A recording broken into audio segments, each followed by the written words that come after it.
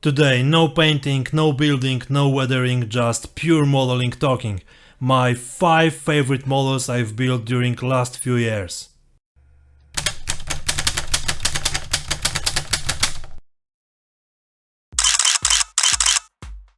Without a doubt, one of my favorite model I built in 2019. There were 2 reasons to buy Dragon's Jagdpanther. First of all, I always liked the shape of this vehicle, I could say the sport appearance of it, and secondly, the kit was incredibly cheap.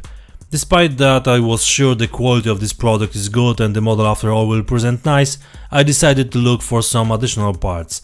I collected metal tracks, metal tube with details, rear boxes, antenna rod, towing cables and some leftovers for the fenders. I added also some resin elements like antenna socket and fire extinguisher. In the end I decided to replace right drive wheel for the one from my previous Jagdpanther project and add some spare wheel for the rear section. The vehicle was intended to represent one from last war production series with some minor field improvements and battle damages like hits and missing or broken parts. All ideas from different sources were collected together to create an interesting model and to have fun during building.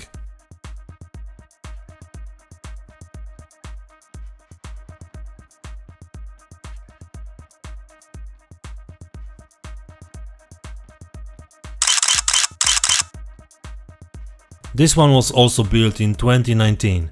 For this model my idea was based on the pictures collection of real tanks used in the Syrian theater of war. I listed the interesting features from different vehicles to use them on my model. First I decided to finish it as the ISIS tank, as marking models with this army is quite unique among modelers. Second I decided to use mine roller as the main addition and slat armor on the turret. Third, to make some surprise for the viewers, I decided to add the captured US machine gun mount with M2 Browning and ZPU gun, instead the searchlight with ammunition box connected to it. The painting was quite common, heavy worn green original Russian color and new yellow spots with brown outlines. The final layout was closed by a set of 2 crew members.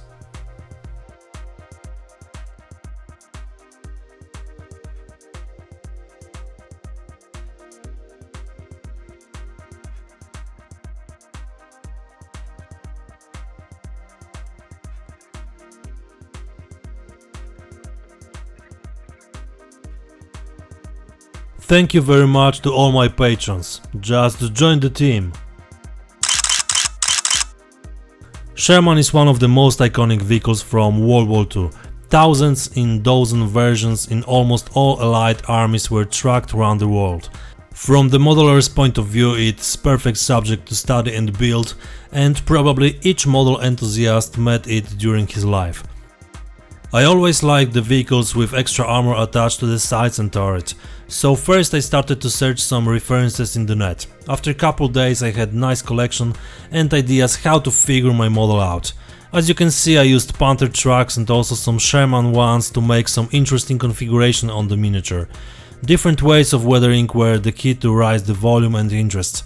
It was also important to add extra stowage around the vehicles, so I took some inspiration from the references pictures to combine nice looking appearance.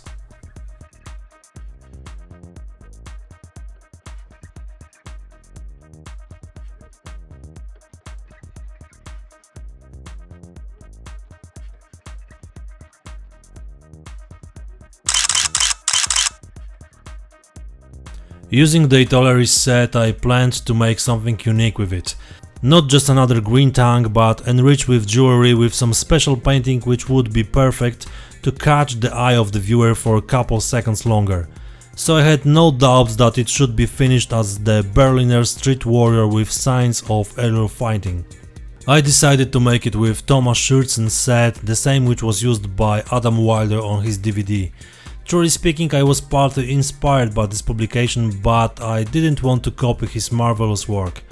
In addition, I planned to add a lot of extras and scratch build parts, and in the end I decided to add something unique, the incomplete mine plow which comes from old Zvezda kit.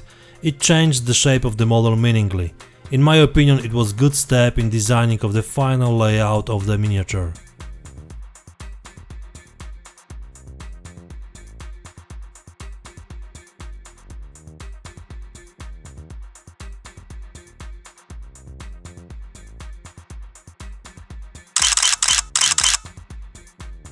Stridsvagn 103C. The kit is one of the oldest sets from Trumpeter range because it's dated 2002. Never before I didn't pay attention to this set until I saw some nicely detailed miniature in the internet which inspired me to build my own S-tank. I wanted to add as much details as possible. The big Edwards PE set, RB model gun barrel, antennas, Eureka XXL towing cable, single track links, a lot of wires, metal pipes and scratched plastic details. All these were used to raise the level of the model to current standards. And I think I have succeeded.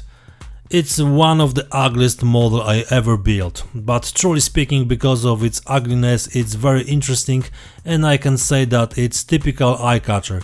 The kit itself is far from the ones we can find on the market nowadays and additional work is necessary, but it's worth to spend so much time searching for good references, pictures and building details which were omitted by the producer.